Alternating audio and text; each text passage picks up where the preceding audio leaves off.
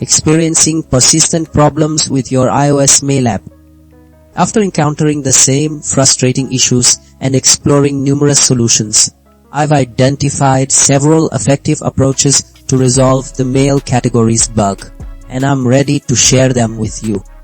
This video will walk you through the definitive iOS mail categories bug fix 2026, ensuring your email organization is restored.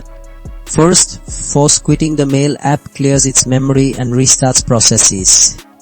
This simple reset fixes software conflicts, preventing categories from working. It gives the app a clean slate, solving minor glitches. Next, checking your mail settings directly ensures category syncing is enabled. This confirms no accidental changes block the feature. It's like making sure all the correct internal switches are flipped. Sometimes the connection between your iPhone and your email server gets corrupted. Deleting and reading your account forces a new connection. This fresh link redownloads mail data and category settings, clearing synchronization errors. Finally, Apple regularly releases updates to fix software problems. An outdated iOS version might have a flaw causing your mail categories to fail. Updating your operating system ensures the latest fixes, resolving underlying system issues.